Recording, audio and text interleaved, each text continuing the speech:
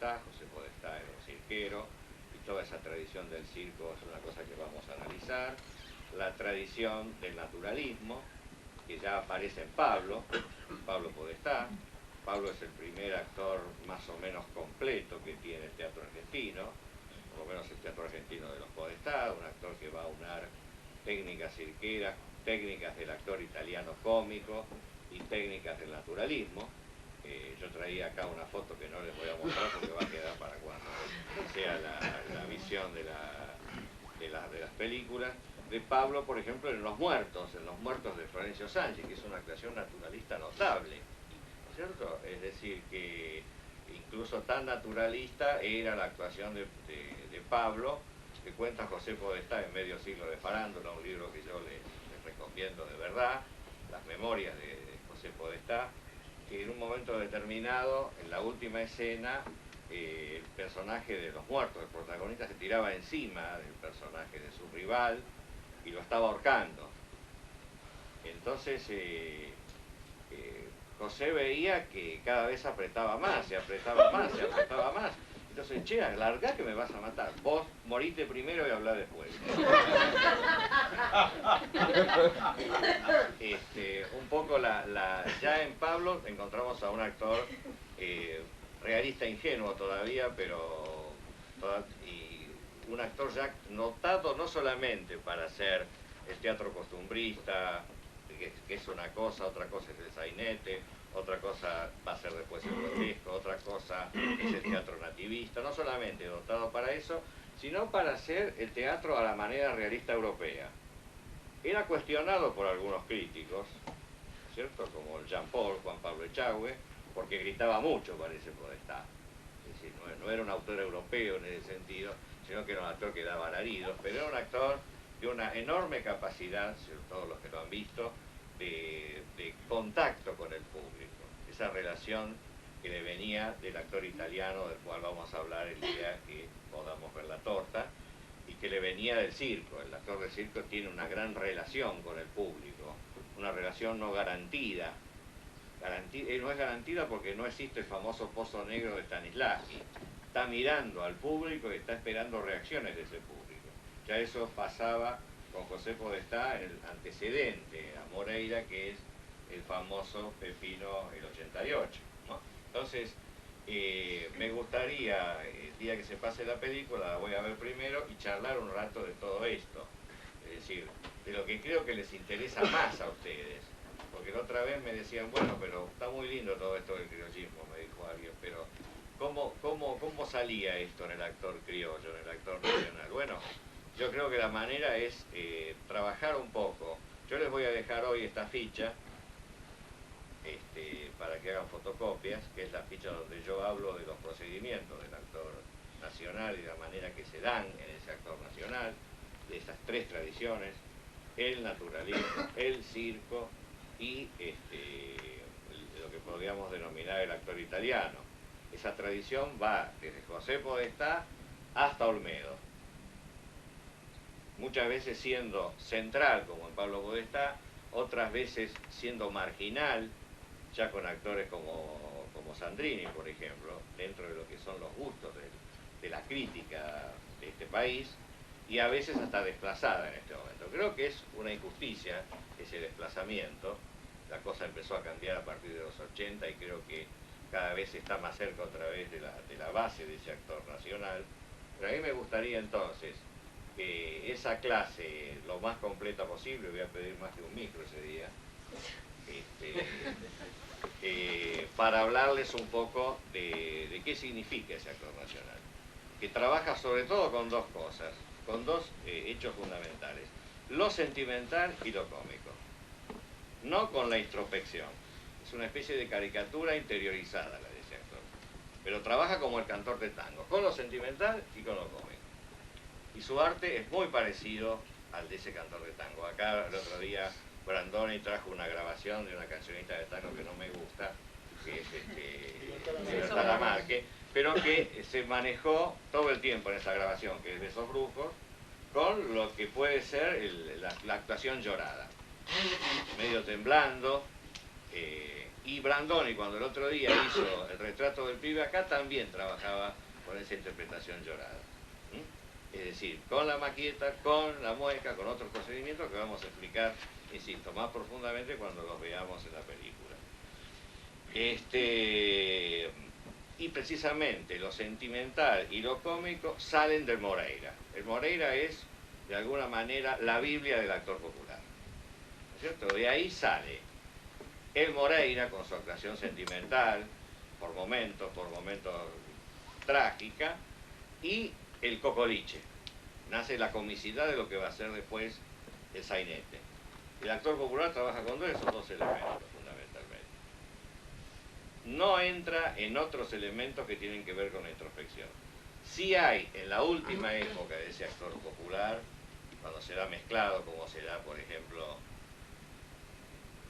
en algunas cosas, yo sé que no vamos a estar de acuerdo con algunos, en algunas cosas en Sandrini, sobre todo en las actuaciones de la década del 60. Sandrini hace dos actuaciones en el cine en la década del 60 que son notables. Una se llama Chafalonías, y otra se llama El hombre virgen, donde Sandrini, y voy a estar en desacuerdo con Bonet, se muestra como un actor muy interesante, un actor que va más allá de Felipe, totalmente. Pero bueno, en Sandrini, en Brandoni, en Altavista, se da ese actor popular. Y a Sandrini no se lo dejó, no se lo permitió el público. ¿A quién? A Sandrini. Y Sandrini quería romper el esquema del cómico absolutamente arquetípico, metido en el personaje de Felipe, o en personajes que no tenían un nombre identificado, pero que siempre era el tartamudo y el que jugaba con la cuerda de saltar de la risa. En esas dos películas no hace tartamudo. No, por eso, él quiso hacerlo, pero las películas no anduvieron bien. No anduvieron es decir, bien. El público no se lo aceptó y él siguió la corriente comercial del mercado, digamos. El público no quiso verlo. Lo intentó en el teatro también. Lo intentó en el teatro. Lo hizo en el baile. Es decir, que no funciona. La gente quería ese otro Sandrini. Yo creo, un poco para pasar al otro tema del cual voy a hablar, que al actor popular hay que verlo como algo en evolución, como algo dinámico. No es lo mismo Pablo Podestá que Sandrini, o José Podestá que Brandoni. Ha ido evolucionando y ha ido tomando, ese actor popular, elementos del teatro moderno argentino. Por eso hay que verlo así, hay que verlo como en lo que podríamos denominar nosotros fases, momentos. El realismo ingenuo en Pablo Podestá, la parodia en actores como Parravicini, en actores como... No, estamos hablando de actor de movimiento continuo. Casó. Y después un tercer momento que tendría la intención, a partir de Arata, de crear otro tipo de actor, de mezcla entre el actor popular y el actor moderno, que va a seguir con los actores que estamos viendo ahora, que todavía están trabajando. Distinto es el caso de Olmedo, que vuelve a trabajar como trabajó el primer actor popular, a la manera de Pepino el 88, en soledad, sin libreto, sin obra, etc., ¿no? De eso quiero hablar también en las veces que vienen. Les pido que lean esos dos prólogos que les di, que los lean y hablemos un poco de cómo avanzó también la dramaturgia argentina y el actor popular, y un poco lo que de alguna manera me han pedido hoy es que les hablara un poco de la gente que está viniendo acá, de los actores, de los grandes actores que tenemos como visitantes, incluido acá el maestro Bonet. Nosotros creo que uno de los problemas que existe es hacer una programación de alguna manera que siga determinadas líneas, que sea una programación que se atenga a una evolución del teatro popular, porque no se puede eso, porque viene el que puede, viene el que de alguna manera puede venir ese sábado. Entonces hemos tenido cosas interesantes. Yo la vez pasada, cuando vino Lida La Maison, yo hablé de tradiciones teatrales que de alguna manera muestran lo que es el actor argentino, y aquí hemos tenido varias tradiciones teatrales. Hemos tenido, en la gente que nos visita. El caso de Jorge Luz, y el caso de Rico, y el caso de Hugo Andreu, de lo que se llama el actor criollo de varieté. ¿No es cierto? Este es un tipo de actor que ha venido acá, que trabaja solo, que trabaja con una relación, diríamos, no garantida con el espectador, en el sentido de que siempre lo está mirando, en el sentido de que trabaja sobre todo con lo cómico, trabaja con el chiste. Es un tipo de actor, yo quiero evaluar lo que digo antes de decirlo, pero poco evolucionado como actor popular. Es decir, es una técnica, la técnica del varieté muy difícil, pero muy elemental, que avanzó muy poco desde la época de José Podestá. Ese es un tipo de actor que ha venido. La vez pasada hemos tenido entre nosotros a Lía Lamezón, que es una actriz culta, una actriz de todo el teatro, que puede trabajar tan bien lo popular como lo culto, ¿no es cierto? Es decir, por supuesto que no va a trabajar como el actor popular haciendo maquieta, ni mueca, ni morcilla, ni apartes, ni va a trabajar con una actitud que muestra a propósito cierta torpeza física como el actor popular, sino que es una actriz que trabaja sobre todo con la gestualidad, trabaja con lo que dice y con la gestualidad, una actriz que trabaja sobre todo con la dicción interpretativa. Y hoy, un poco para enganchar con lo que va a seguir diciendo Osvaldo, tenemos un actor distinto. Tenemos un actor distinto, un actor que yo conocí como director. Yo les puedo comentar algo de esa experiencia que a mí me pareció muy interesante y de la que aprendí mucho como director. El Hombrecito es una obra de Carlos País y de Américo Torquero. Cuando estábamos buscando el personaje para hacer el Hombrecito, no encontrábamos el actor. Buscamos muchísimo, algunos nos venían bien a nosotros, nosotros no le veníamos bien a ellos, no encontrábamos a la persona. Y un día Carlos País me dice, bueno, yo creo que lo encontré, mira, ¿qué te parece Osvaldo Bonet? Entonces le dije, no, a mí Bonet no me parece un actor europeo. Un actor culto, se necesita que cante tango, se necesita que se mueva como un porteño, se necesita que haga bien la mueca, que haga bien la maqueta, que si es posible morcillés, y que sea un actor de alguna manera de lo que es el actor nacional, de esa escuela argentina de actuación.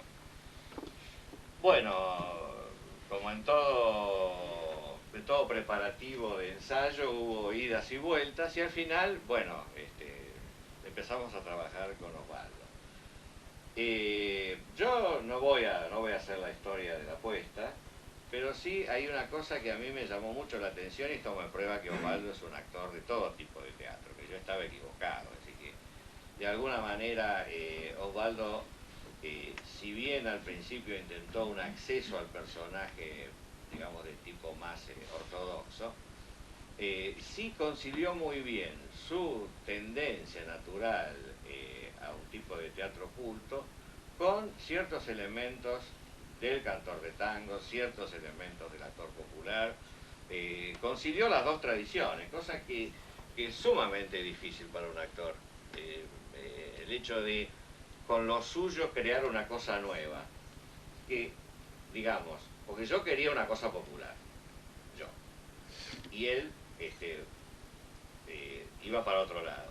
Pero al final me demostró que él podía hacer una cosa popular sin abandonar todas esas características de actor culto que tiene, y no en vano. Yo creo que esto es posible por las cualidades artísticas de Osvaldo, pero además por la gran cultura que tiene.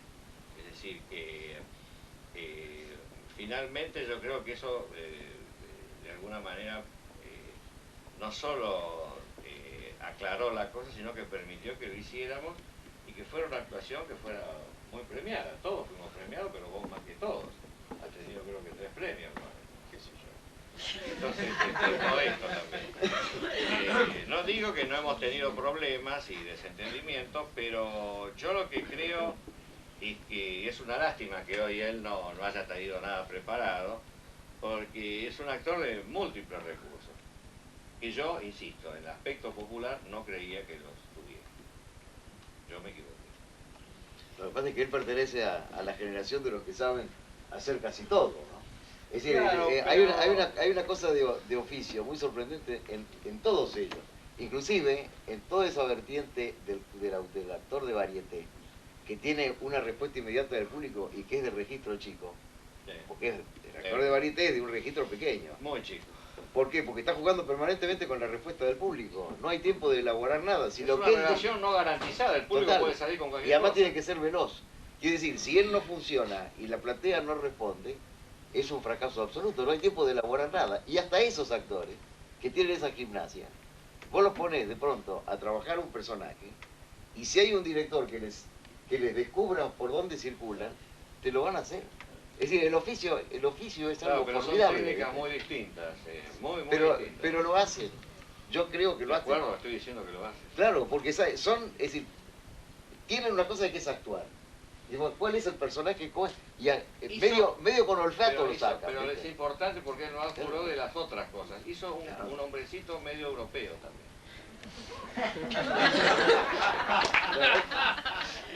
Cosmopolita. Él tendrá que aceptarlo, puede hacer hasta un descargo de eso. Bueno, yo creo que precisamente presencias como la de Bonet acá prueban de que, y precisamente pienso que se los trae para eso, que de alguna manera el arte del actor es único, es algo muy parecido, que lo que existen son actores, no técnicas, y que de alguna manera, por ejemplo, yo creo que todo lo que ha dicho él sobre el UNIL, y lo que va a agregar seguramente, etcétera, creo que viene muy bien para este curso, porque precisamente viene del otro lado, viene del lado del teatro culto porteño, es decir, de la otra gran tradición que tenemos, ¿cierto? Del actor profesional culto, que ahí se lo llama, o como lo llama Marco de Marini, el actor burgués, ¿no es cierto? El actor que tiene una técnica, que es muy claro, que es coherente y que trabaja sobre todo a nivel ejecutivo. Bueno, de alguna manera le voy a pasar la pelota acá. A mí me gustaría hacer una pregunta, dada la exposición, porque creo que de alguna manera nos acercamos a una síntesis que a mí se me ocurría, o por lo menos me alentaba la idea de que podíamos llegar a encontrarla. Porque en base a mi experiencia siempre se contrapuso el actor stanislavskiano contra lo que sería el actor de varieté o el actor popular. Me parecería ser que eso son dos cosas absolutamente distintas. Inclusive en la jerga teatral dice, no, ¿cómo va a ser el teatro popular? ¿Cómo va a ser el compadrito? ¿Cómo va a ser un sainete si este tipo se formó stanislavskianamente? Yo personalmente creo que hay un malentendido con Stanislavski bastante viejo, cada uno hace una historia propia con Stanislavski y sostengo absolutamente que no hay tal contradicción. Pero como yo no vengo a sostener mi teoría acá, simplemente aprovecho en este momento esta oportunidad que se brinda para preguntarle, por ejemplo, si Osvaldo se considera un actor stanislavskiano en alguna medida, y si de alguna manera es, si lo es, y si no, cómo, consiguió elaborar esta síntesis entre lo que se solicitaba en el hombrecito, una composición tal vez más popular o con otro camino. Entre comillas, más superficial. O por ahí más superficial. No, superficial en el sentido no introspectiva. No sé si fue muy científica la pregunta, pero creo que se entiende cuál es el sentido, ¿no? Bueno, yo, espérate un momentito, tengo que juntar un poquitito los cabos que me quedaban por ahí sueltos, ¿no? Personalmente yo creo que los actores así populares han sido estupendos actores, eso. Lo doy por descontado, estupendos actores. Sandrini también, Sandrini era un maravilloso actor. Pero lo que a mí más no me cierra del todo es que son actores encriptados. Llega un momento en que están encerrados siempre en lo mismo. Uno los ve y siempre recurren a los mismos procedimientos. Me acuerdo de una actriz que la vi montones de veces, que fue Paulina Singerman. Paulina era graciosísima, en escena. Pero claro, naturalmente había que verla de vez en cuando, porque siempre estaba igual. Siempre era Paulina Singerman haciendo una obra. Siempre lo escribían para Paulina Singerman. Uno lo veía a Sandrini y después durante un tiempo era necesario descansar en Sandrini, porque siempre tartamudeaba, siempre hacía lo mismo. Yo me acuerdo de Parra, por ejemplo, que lo vi muy poquito. Parra se murió, en fin, no sé. Pero, se mató. Se mató, 41. se suicidó, sí, en el 41. Pero, en fin, pero digo que no fue un actor que frecuentara. Pero Parra una vez quiso hacer teatro en serio. Hizo una obra que se llamaba La historia de un hombre serio, algo así. Me contaron, yo no lo vi. Pero no fue nadie. Y Parra decía, ¡pa! Y ya se llenaba el teatro. Era la verdad. Decían, aquí está, ¡pa! Ya estaba el teatro lleno. Así que, pero día dio Parravicini, iban 3 filas de platillos. No iba nadie a verlo en serio. Y dejó. Entonces, me pareció que esa gente, en cierta manera, se encierra. Es decir, ¿sí? Hacen una cosa con lo cual tienen un éxito. Una vez yo le pregunté a Paulina Singerman por qué no hacía otro repertorio. Y me dijo, así peinándose, qué sé qué, así. Porque lo que le gusta al público es lo que yo hago. Y era verdad. Es decir, a eso respondía. Me parece muy noble. No discuto como conducta. Digo lo que a mí me pasa. Me parecía que el teatro tiene que tener otra revolución. Cuando dicen que soy un autor europeo, yo pregunto si los argentinos no somos europeos. Somos europeos venidos. Yo hago este cálculo matemático. No estoy de acuerdo. No, ya sé, pero espérate. Yo hago este cálculo matemático. En 1869 se hizo el primer censo en la Argentina, lo hizo Sarmiento. 1869, 130 años nada más. Yo tengo 82, 50 años más que yo. Bueno, y en ese momento, en ese censo, dio menos de 1 millón de habitantes la República Argentina, 980.000, algo por el primer censo, hace 130 años. Cuando yo era chico, en el colegio primario nos decían que la República Argentina tenía 8 millones a 10 millones de habitantes. Cuando yo era chico, en Villa del Parque, mientras me robaba los coquitos, tenía 10 millones de habitantes. Cuando terminé el Colegio Nacional tenía 12, 14 millones de habitantes. Ahora tiene 35 millones de habitantes. ¿De dónde vinieron? No sé. Muchos que se encontraban acá, por supuesto. Otros habrán venido. De repente, de primera generación vino un turco y nos vendió todo. Esto es... a cualquier país del mundo así, que crece de esa manera. Por lo tanto, de repente somos católicos y de repente pasamos a ser musulmanes.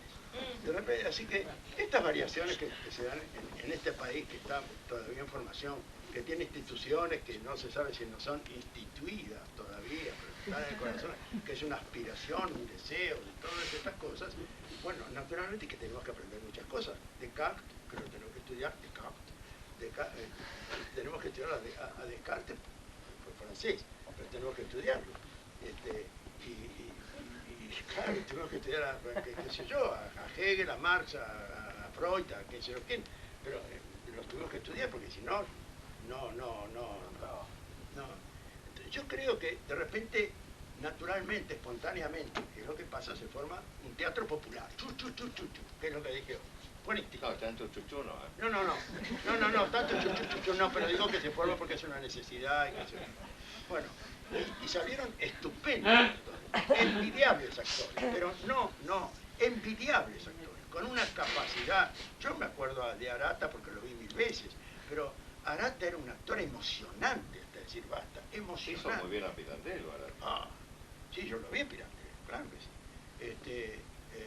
Maravilloso actor. A mí me emocionaba cada vez que lo veía. Y como él vi mucho, ¿no? Dije que a mí me había gustado enormemente Sandrini cuando empezó. Después ya al final yo no podía aguantar más, esa es la verdad es hecha, pero al principio... me pasa eso, ¿no? Pero con eso sobre todo, porque se encriptaban y hacían siempre lo mismo, siempre se encriptaban en eso que era su éxito, su repercusión, hasta que, bueno, envejecía esa sociedad y envejecían ellos.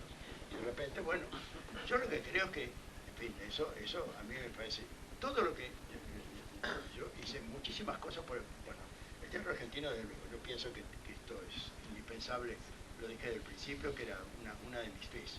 Cuando fui director la última vez de Cervantes, seguí la tradición de Cunil. Cunil dio todo su repertorio, menos una obra que le encajaron de arriba, menos Cyrano de Bergerac, que fue obligado, todas las obras que hizo en el Y en el Cervantes. San Martín hizo sainetes. Sainetes, y en el Cervantes no hizo nada más que obras nacionales. Y siempre resucitaba una obra clásica del teatro clásico argentino, y una obra de un novel, en todas las temporadas. Y cuando yo fui director del San Martín, la primera vez, o la única, le dediqué el teatro, ¿cómo se llama? Sí, siempre le fue mal, pero... Dijiste la comedia de San Martín. Sí, estaba cerrado 2 veces. Por el incendio del Cervantes. Claro, 2 veces. Dediqué el Teatro Casacuberta nada más que autores argentinos, nada más. Y ahí se apareció Oscar Viale, cuando dio Oscar Viale, ¿cómo se llamaba? El Grito Pelado. El Grito Pelado, cuando apareció el Grito Pelado, vino el intendente a ver la función y después me dijo, Bonet, por esta vez lo perdono, pero la próxima vez yo no lo defiendo más. Por el Grito Pelado. Fue muy cuestionado por la prensa y la nación ese estreno. Bueno, sí. Por eso, pero Por era populista, teatro sí. argentino populista. Y popular, porque era popular, ahí Sí, aparecía era el popular. Beto. Bueno, así que era una obra... Pero la nación y la prensa decían que era populista. Bueno, Sí, bueno, no encajaba No, para nada. pero además no encajaba en el prejuicio de lo que debía ser El el teatro espectáculo nacional. que debía ser para ese escenario, por otra parte. Fueron los tengo años un 60. enorme cariño por lo popular argentino. Digo que en casa, yo pongo radio y enseguida pongo una estación de tango. Donde haya tango son cosas folclóricas, otras no puedo soportar. Después, cuando el rock me harta. ¿Cómo se llama? ¿Qué puedo decir? Cuando tuve que dirigir la primera obra, elegí una obra que estaba descuidada, es decir, que nadie la quería, que fue Los Mirasoles. Me acuerdo que se había hecho en el teatro del Zoológico, una revisión del teatro argentino que invitaron a varios directores y nadie quiso dirigir Los Mirasoles. Era una obra desechada porque les parecía Nativista. Sí, Costumbrista. les parecía inspirada por los hermanos Quintero, más bien, y qué sé qué cosa.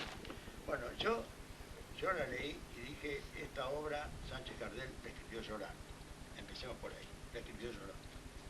Él se mamaba siempre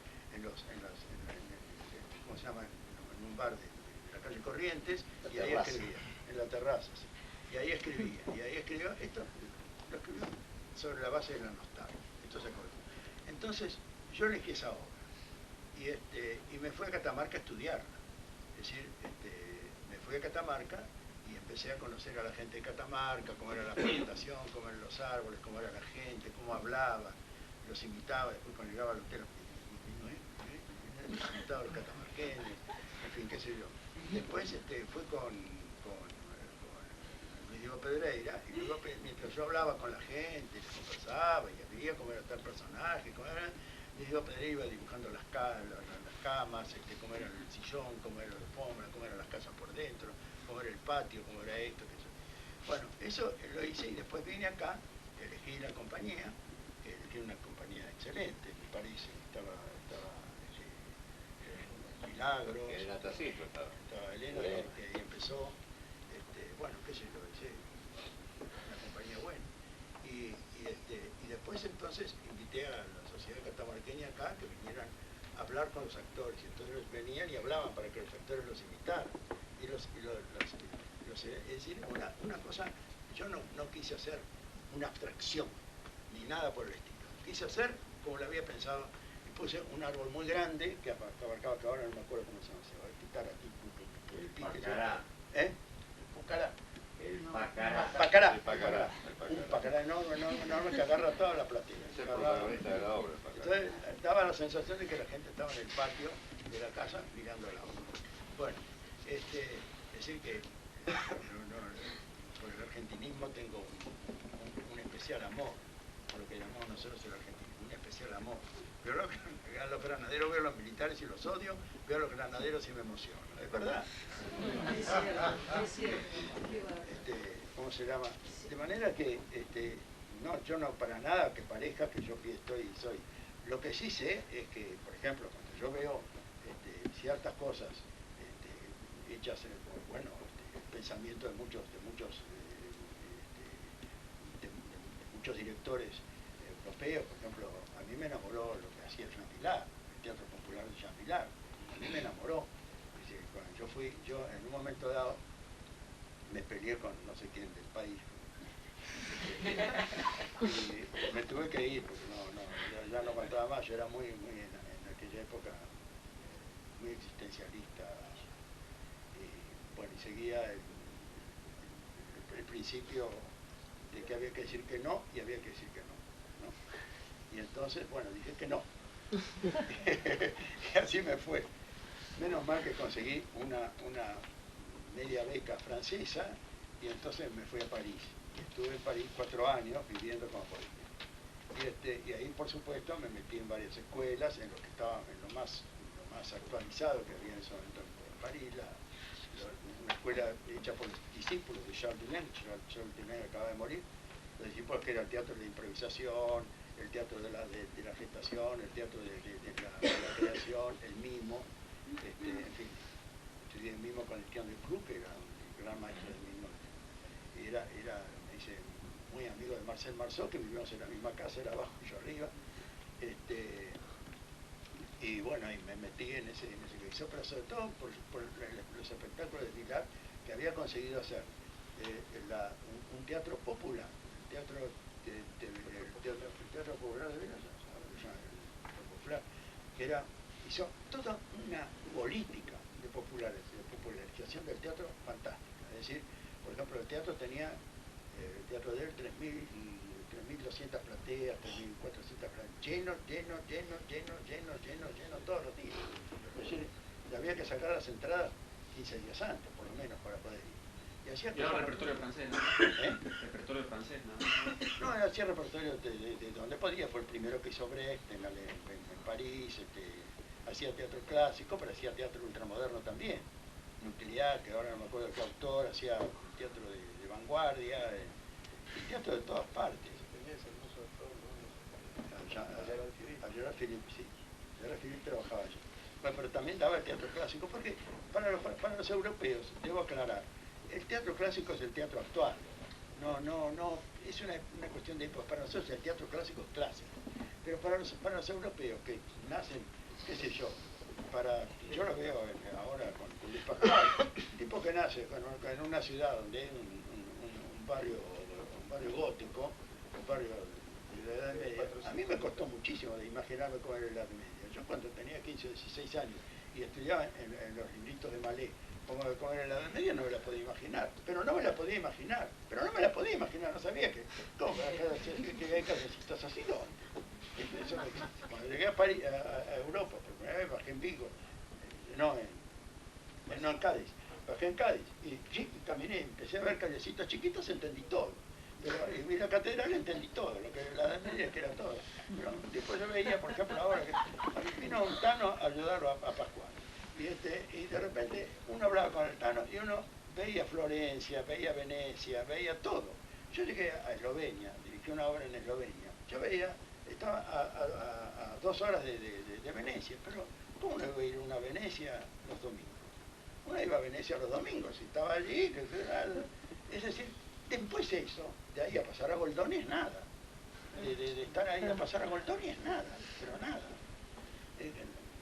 Entonces, para ellos el teatro clásico, qué sé yo, lo pueden cambiar, lo pueden hacer. Eso lo hablamos con un director en Eslovenia. Ustedes tienen demasiado respeto al teatro clásico, me decía. Después les cuento una cosa. Demasiado respeto al teatro clásico, demasiado. El teatro clásico dice muchas cosas. Le preguntaron a Gammon, ¿cuál es el teatro popular? El teatro popular es el teatro clásico, es el que queda. Eso fue lo que contestó Gammon. Clásico. Pues claro, por eso. Es decir que pero para nosotros es una cosa. Y vos me decías con Shakespeare, ¿no? Shakespeare representa a los ingleses, porque era el teatro que consumía el pueblo. Después sería interesante saber por qué y de qué manera se produjo la canonización del teatro clásico hasta convertirlo en una cosa Pero no para los lejana, ingleses. académica, no, Claro. para nosotros y para otros lugares del mundo también, ¿no? De pronto todo está envuelto de un hálito de cultura, de estudio y de Espantoso. biblioteca y le matan la raíz vital a los clásicos, Claro. que la tenían, y Claro. que era lo que la gente disfrutaba de eso. Pero por supuesto. Es notable, por ejemplo, estoy hablando ahora de La Tempestad, es notable, y la he leído en inglés, y es notable los chistes que ya no son chistes, pero que las publicaban para... Ahora, si se dice un chiste de esos, es una pelotudez, pero en ese momento era el chiste que la gente oía. Se refería ahí, se refería a las cosas que estaban pasando. Así que, y era La Tempestad. Se habla de todo, del hombre y de una cantidad de cosas.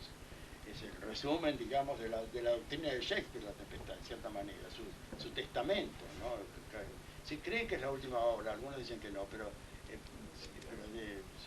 sí, puede ser que haya otra después, pero después La Tempestad. ¿Y cómo se llama? Y ahí, sin embargo, hay chistes, hay cosas, hay momentos, y hay cosas absolutamente populares, referidas exactamente a cosas que pasaban, a la discusión del Senado, pero directamente, y chistes así. Hay cosas que han pasado. Uso zapatos de cuero.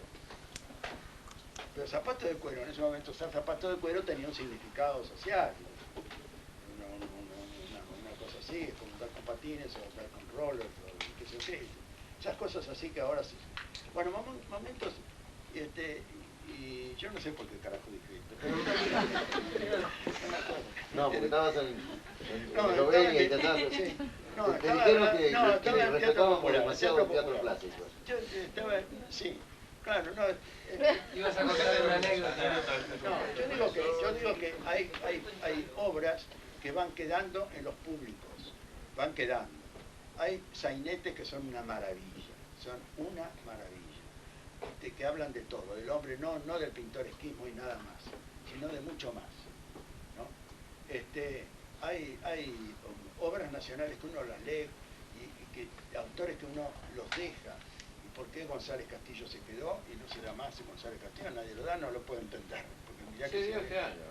Sí, se dio este año, sí, es cierto. Sí, por ahí de repente alguien sí, bueno, por ahí alguien se acuerda. Pero de todas maneras, es decir, yo creo que hay un teatro que hay que darlo, un teatro nacional que forma parte de nuestra nacionalidad, de nuestra manera.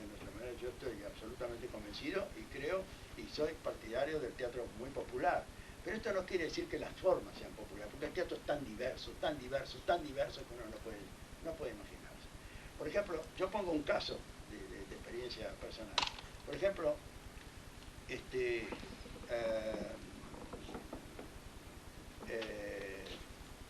espérate, no, porque después me viene otra idea y entonces se me fue. Por ejemplo, a mí me pasó, cuando yo estaba en el colegio nacional, yo hice el Colegio Nacional de Buenos Aires, que en aquella época era enormemente exigente. Y yo tenía el grave pecado de ser hijo de un escritor y de un hombre de letras y de un estudioso. Entonces, por supuesto, los profesores de literatura se la agarraban conmigo. Entonces, había uno, el padre del actual rector del Colegio Nacional, que era terrible, de Buenos Aires, que era terrible, sanguinés, me odiaba. No me odiaba, no sé si yo lo odiaba a él, no sé. Pero entonces, como yo era el hijo de Carmelo Bonet, entonces se permitía hacerme una cantidad de cosas y si yo me equivocaba y usted, ¿cómo no sabe tal cosa? Que por supuesto no lo sabía y por supuesto no la estudiaba. Tuve que ir, obviamente, a examen, ¿no? En la materia de mi padre daba siempre examen de literatura. Y entonces, una vez me dan para leer, para el examen, tenía que leer La Celestina. Entonces empecé a leer La Celestina. En primer término no entendía nada. En segundo término me pareció una inmundicia. Todo ese punterío, esa cosa, era horrible. Me pareció espantoso. La Celestina. ¿Cómo puede ser que esto sea una obra de arte? Además yo era en ese momento seguramente muy puritano. No aguantaba demasiado las malas palabras ni nada. Y entonces yo decía, ¿cómo puede ser que esto sea arte? Pero qué disparate es este. Pero me parecía inmundo. Y pasó por acá, por la Argentina, Américo Castro, que fue un gran filólogo español. y daba una conferencia sobre la Celestina. Digo, voy a sacar algún elemento, por lo menos de cuándo nació Rojas, el autor, si fue el autor o no fue el autor, en fin, cosas en fin, que para el examen me van a servir. Entonces, dio el examen, dio la clase sobre la conferencia sobre la Celestina, leyó pedazos de la Celestina y fue una revelación. Para mí la Celestina fue una revelación. Tenía 16 años. Una revelación. Entonces me la llevé a Mar del Plata a las vacaciones y la leí en las vacaciones en Mar del Plata. Me pareció una delicia, una delicia. Y entonces siempre me propuse ponerla, después tuve contradicciones y no la puse como yo quise, para nada. Sí, pero la pusiste. La puse, sí, la puse. Pero de todas maneras, nunca como yo quise. Y fue una traición, pero no la... Y entonces, pero yo me di cuenta, por ejemplo, que la Celestina era una cosa próxima a mí y próxima a la gente, porque cuando dimos la función, yo veía las funciones y la gente las escuchaba, la escuchaba como una cosa natural, pero es porque yo la di sin prejuicios. Es decir, yo creo que una de las cosas que nos pasa es que de repente le tenemos demasiado prejuicio a ciertas cosas que son de nuestra cultura.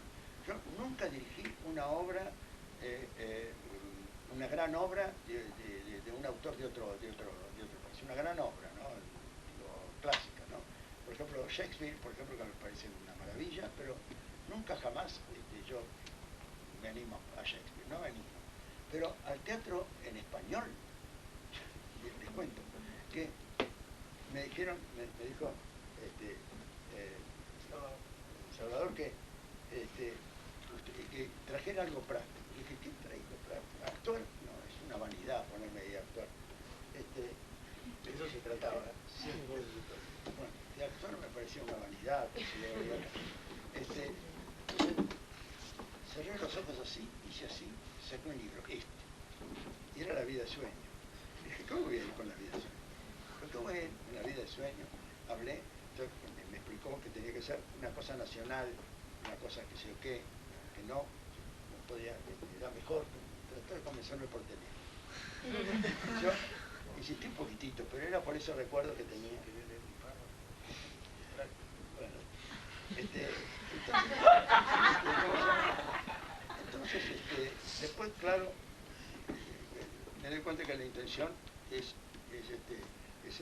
acentuar el Teatro Nacional, contra lo cual no estoy en absoluto, sino al revés, estoy absolutamente a propósito, a favor de eso. Pero también estoy a favor de lo que es el movimiento, de lo que es la apertura, de lo que es el digerir las cosas que nos vienen también de otro lado. Porque somos un país que éramos 1 millón hace 130 años. De manera que todavía tenemos que estar formándonos más. Entonces es necesario no perder el tren. No perder el tren, sino al contrario, si apareció Stanislavski, es necesario leerlo Stanislavski, para ver en qué nos sirve a nosotros Stanislavski. No para seguir ni para hacer una cosa ahí. Ahora estamos absolutamente desnacionalizados. Open, close. ¿Pero por qué? Yo sé lo que quieren decir. Pero ¿por qué tiene que uno aprender que dicen open quiere decir que está abierto? ¿Pero por qué no ponen abierto que es más corto? ¿No? Close, cerrado. ¿Pero por qué? Porque si se ha desnacionalizado todo es un disparate. Pero, en fin, que la gente aprenda inglés me parece bastante bien. Que se aprenda francés y que se lean otros escritores me parece muy bien, porque hay mucha gente que... Yo, por ejemplo, con ese motivo leí La vida de sueño de nuevo. Y entonces me encontré que hay cosas tan modernas en La vida de sueño. Una de las cosas es la casualidad, ¿no? Que ahora toda la literatura actual es la casualidad. La casualidad está en La vida de sueño. Es notable, ¿no? Eso. En La vida de sueño están muchos problemas que son ahora de la psicología. La vida es sueño. Cuando se sueña, y los sueños tienen tanta fuerza que a Freud había que contarle un sueño para que Freud supiera cómo era uno. De manera que es una modernidad, ¿no? No es una antigüedad. Esa especie de poder terrible, yo decía, este poder terrible es el proceso. Esto que viene después es el contraproceso. Y después esto que va a venir va a ser para saber qué carajo. Pero de todas maneras, es decir, uno está viendo en esas obras, está viendo lo que le pasa a uno alrededor. El problema es sacarse el disfraz, sacarse los pelucones, ¿cómo se llama? Los disfraces, encontrar en eso, La botarga. sí, claro. Pero y tomarlo con modernidad, con actualidad, decir, esta obra ¿qué me dice ahora? Porque las obras que quedan, las obras clásicas, son las que dicen todavía cosas. Esas son, las otras no, las otras se mueren. Pero las otras están en una biblioteca muerta. Las que no dijeron nada, y son obras que en su época dijeron en la época que siguió, y siguen diciendo ahora, ¿no? Entonces, si siguen diciendo, ¿por qué no darlas? Si nos dan. Pero en fin, esto era una teoría mía. Yo, más bien era una pregunta, ¿vale la pena dar teatro clásico? ¿No vale la pena dar teatro clásico? ¿Y qué hay que hacer para que el teatro clásico? Yo cometí una vez un error espantoso. Un autor me dijo, a mí me gustaría mucho hacer una obra de Lope que ahora se me va. Espérate. No me acuerdo, una obra en el Cervantes. Y entonces yo me puse a estudiar la obra. Y encontré que era tan hermoso oír el romance de Lope de Vega, tan hermoso era el verso. Y entonces pensé, pero esta obra, por ejemplo, porque en el español antiguo la Z no se pronunciaba Z como ahora, sino que se pronunciaba como una D, y había una cantidad de consonantes que pasaban así. Entonces yo leí los versos con esa pronunciación así, digamos, restituida, y realmente sonaban de una manera extraordinaria. Yo voy a enseñar a la compañía a esto. Los torturé, enseñándoles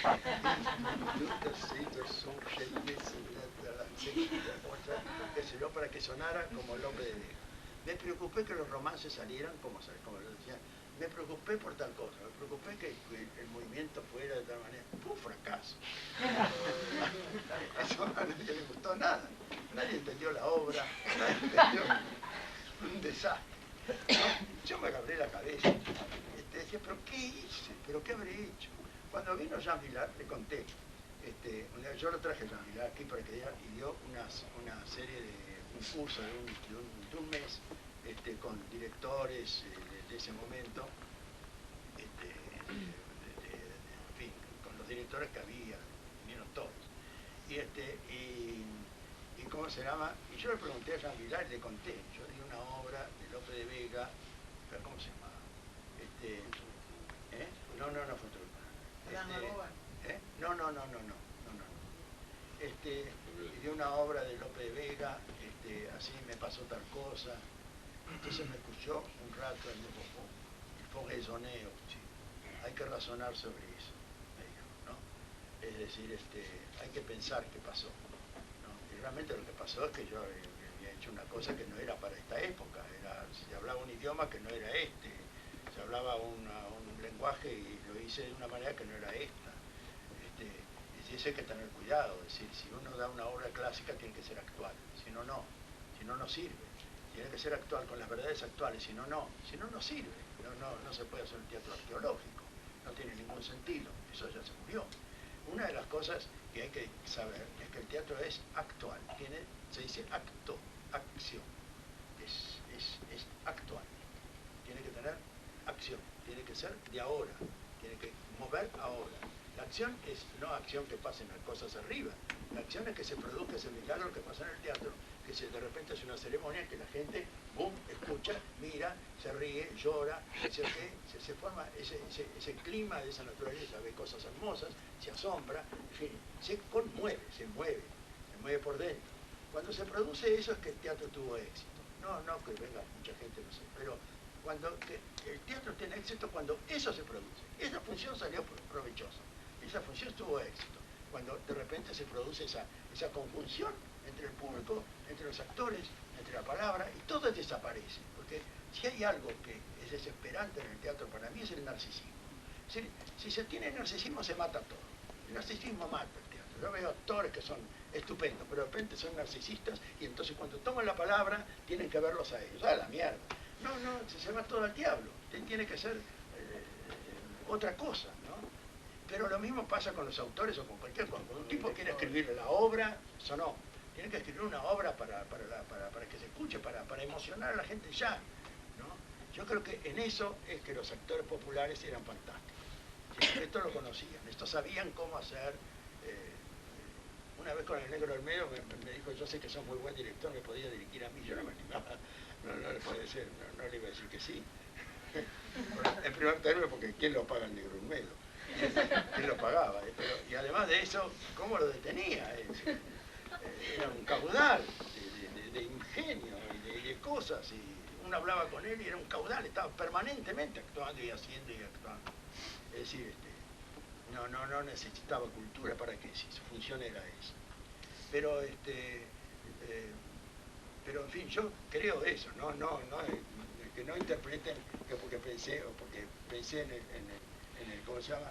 En el Segismundo de la vida de sueño. Que pensé en el Segismundo de la vida de sueño, que van a creer que eso tiene que ser el teatro y que tiene que ser culto y que el teatro tiene que ser popular para todo el mundo, pero hay que encontrar la popularidad también en las cosas que no son a veces tan directas, sino también a veces que son medio combinadas, pero de todas maneras. Y a veces hay cosas que son para públicos chicos y son absolutamente honorables y son absolutamente respetuosas. Hay gente que ha escrito para teatro chico. Una vez Jean Vilar contaba que le pidió a Ionesco una obra y Ionesco le dijo, para un teatro tan grande no se escribe.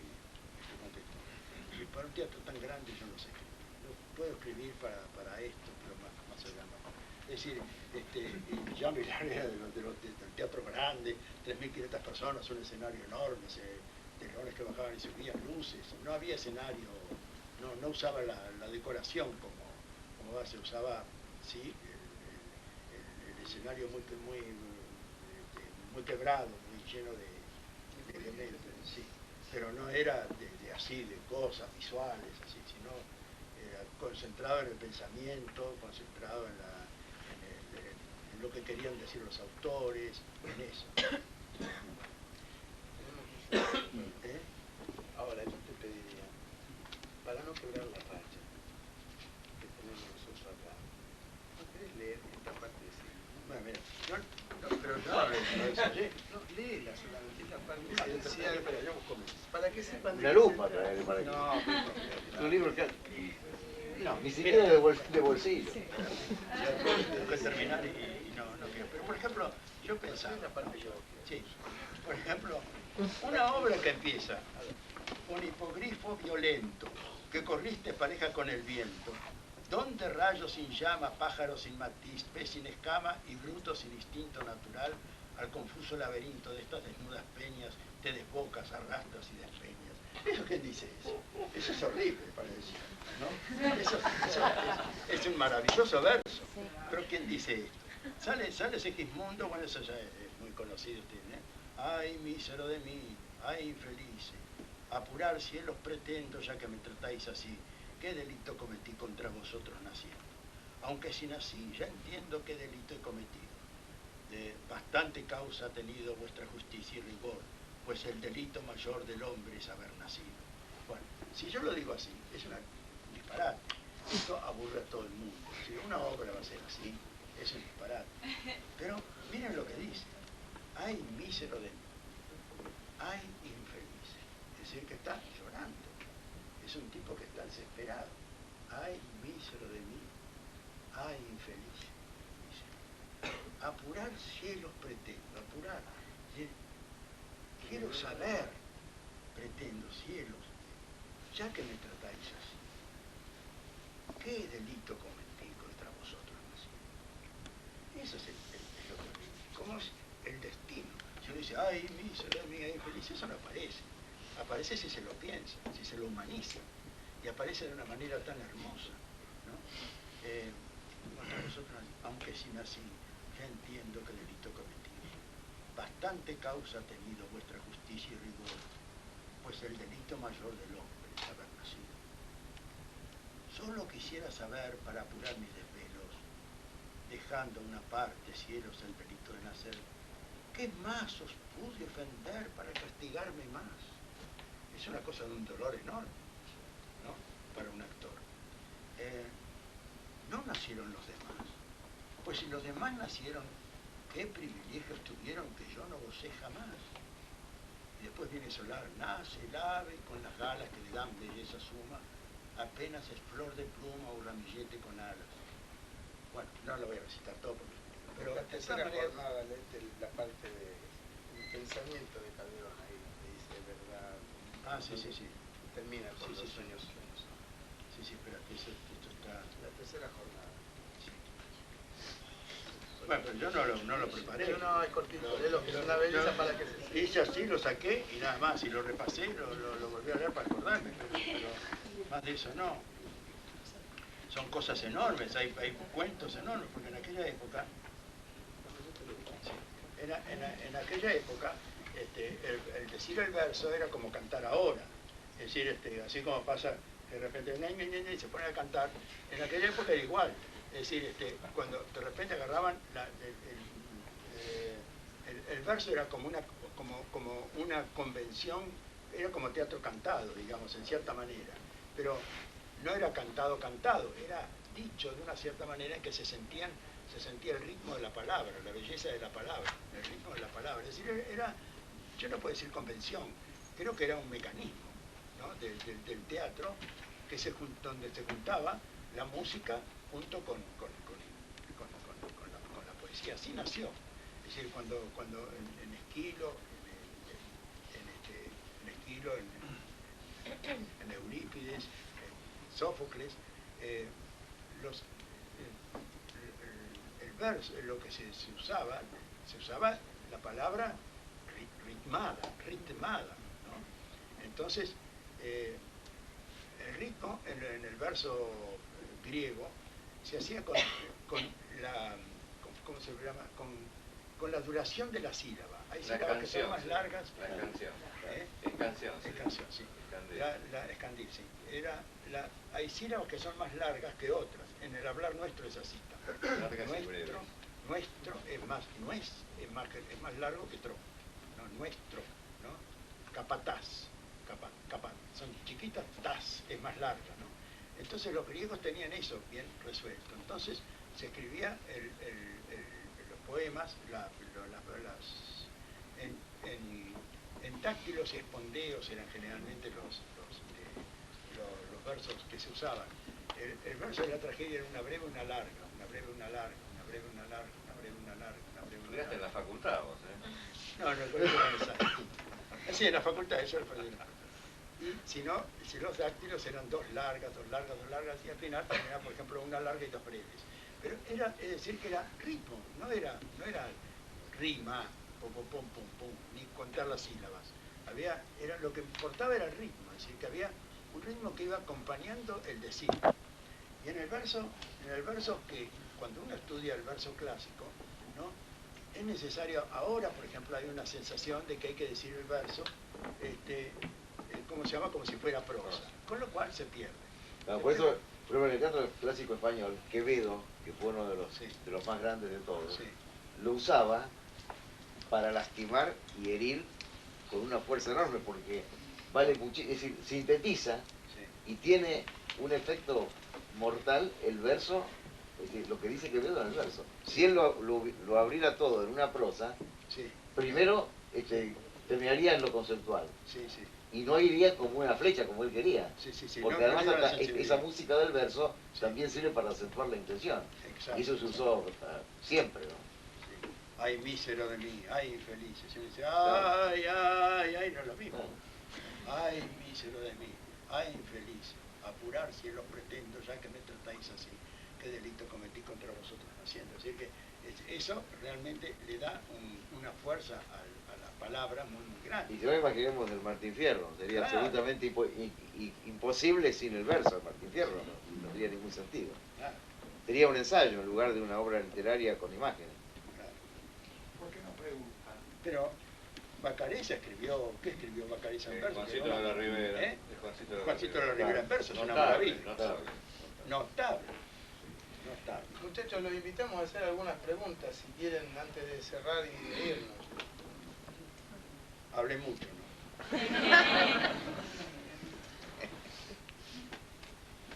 No, a mí me atrajo mucho, porque, o sea, cuando yo soy medio, no nos vemos nunca, pero cuando nos vemos nos abrazamos con Osvaldo. Y cuando me dijeron, yo vengo todos los sábados, cuando me dijeron que veníamos esta noche, yo dije, puta madre, y después me quedé ya porque empezó a hablar y ya como me interesó mucho todo lo que dijo. Y que le voy a preguntar bien específicamente sobre los girasoles. Como yo hice los girasoles en el Cervantes, yo hacía el Sofanor en el Cervantes. Quería saber cómo habías estructurado ese maravilloso espectáculo que se hizo y que después, cómo lo trasladaste después a la tasca de cuchilleros, a San Telmo, viste que después lo tiraron ahí en Estados Unidos y Balcarce. ¿Entendés? O sea que cambiando, porque eso es un patio, aquel el de Estados Unidos es un patio, tendrían un álamo en lugar de tener el pajar que digo yo, ¿no? Porque es como la madre tierra, es como la Pachamama, el árbol ese en Catamarca. Pero nosotros tuvimos viste que en Catamarca cuando se abrió el decora de Germán Helpi había hecho la escenografía del Cervantes. Cuando se abrió el telón y vieron un árbol que había hecho, se venía abajo, porque era como, sin ese árbol no existía la obra. Y es verdad, lo que seguramente lo debe haber hecho todo alrededor de eso. O sea, se lo metió todo poro por poro. Sánchez Gardel, ¿no? Que además tiene el mejor apellido del universo, ¿no? Gardel, ¿no? Entonces, se lo metió bien. ¿Cómo hicieron cuando trocaron, cuando se fueron de San Martín, que se metieron en la tasca de cuchillero, ahí en San Telmo? ¿Te das cuenta? Y con esos personajes que son enormes y sin embargo son tan queribles, porque son tan pequeños y dicen tantas cosas, tantas cositas que pintan muy bien, como Homero Mansi pinta un barrio, pinta una aldea. Mansi es un pintor de barrio, es una acuarela. No agarra un tango de Mansi y ya lo ve. Y el que no lo ve es porque es sordo, no porque es ciego, porque es sordo. Entonces, en este caso, esa tarea, el trabajo, un poquito el trabajo primero y después cuando lo trasladaron. Esa era la inquietud que tenía. Después se me fue, no demasiado la inquietud, puesto que la pongo de vuelta acá. Cuando empezaste a conversar sobre todo lo que hablaste, que me pareció atrapante, ¿no? Me pareció muy sumamente atrapante. Pero si querés contar algo del pase ese, si no, te mandaré por otro lugar, no acá. ¿Por qué no contaste eso? No, bueno, a mí, pues la apuesta que a mí me gustó fue la que hice en Casa Cubierta, porque por el reparto que tenía, ¿no? Que estaba Milagros, estaba Mario Sofich, y ¿cómo se llama? Ahí empezó Elena Tacisto, fue su primer papel. ¿Cómo se llama? Pero me acuerdo que la pensé mucho la pensé mucho. Y puse el Pacará y traté siempre de que la gente se sintiera de algún modo apegada, ¿no? en el espectáculo, ¿no? Bueno, tiene pequeños premios, ¿no? A veces chiquitos o no muy grandes, pero me acuerdo que una vez le invité a Victoria Ocampo, que mira San Martín, y entonces yo fui con mucha expectativa porque Victoria había visto todo en el mundo. Entonces, estaba sentada, yo me senté después, ya casi al final llegué, me senté como 3 filas atrás de ella, así. Entonces estaba esperando a ver sus aplausos, su aburrimiento. Se dio vuelta, me vio y entonces me dijo, esto es una maravilla. Para mí fue una medalla de oro. Realmente me lo acuerdo todavía, ¿no? Para mí fue una medalla de oro. Porque además ella sentía mucho en Argentina, argentinona, a pesar de su extranjerización y qué sé qué cosa, pero era muy argentinona. ¿Cómo se llama? Pero cuando yo lo trasladé allá, a mí lo que me enamoró fue que ese patio había sido de la casa de Cutiño, que había sido el jefe de policía de Rosas. Y se mantenía el patio como en la época de Coutinho y bastante parecido a los patios catamarqueños que yo había visto, bastante parecido. Entonces me gustó hacerlo en ese patio y sobre todo que intervinieran las habitaciones de adentro también, que se pasaban por adentro, salían, que funcionara toda la casa, ¿no? Pasaba la obra en el patio, como pasa, ¿no? Pero que además siguiera por atrás la vida de la casa. Eso me atrajo muchísimo, ¿no? Y eso tuvo mucho éxito también allá. Mucho éxito. Pero el traslado fue de movimientos y de cosas, pero digamos el alma de la obra quedó de alguna manera, ¿no? Cambiaron, muchas personas no trabajaron aquí, y otros ingresaron, pero de todas maneras, ¿cómo se llama? Mantuve ese clima, ¿no? Eso me enamoró mucho de la obra y del lugar, y lo aproveché. Osvaldo, cuando vos te vas a Francia, como espectador, ¿cuáles eran las diferencias y cuáles los parecidos entre nuestros actores populares y los actores populares franceses? Bueno, que ellos hablan en francés y nosotros en catalán. No,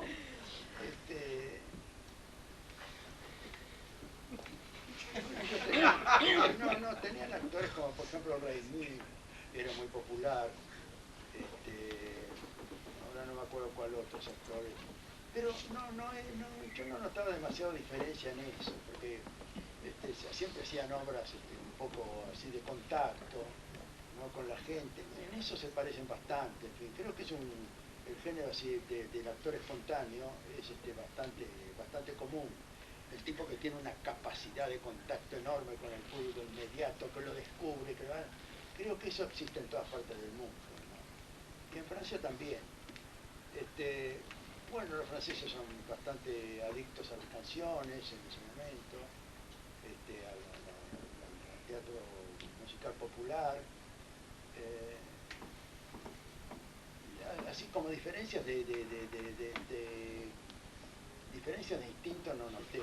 Noté sí la diferencia de cultura, porque claro, el teatro popular siempre es contagioso, siempre busca lo inmediato, ¿no? Lo cotidiano, ¿no? Para ponerse, ¿no? Pero si no noté muchas diferencias así de metodología ninguna. Los actores populares porque eran populares. Bueno, llegó el momento de saludarlo, de agradecerle a Osvaldo.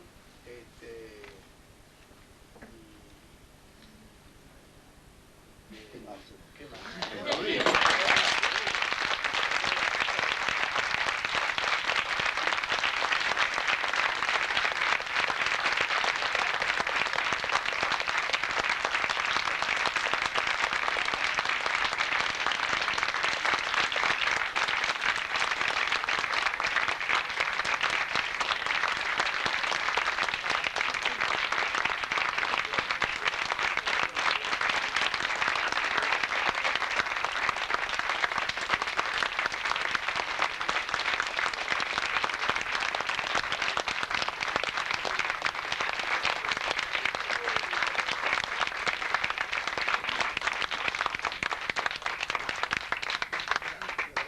¿Van a hacer fotocopia de esto?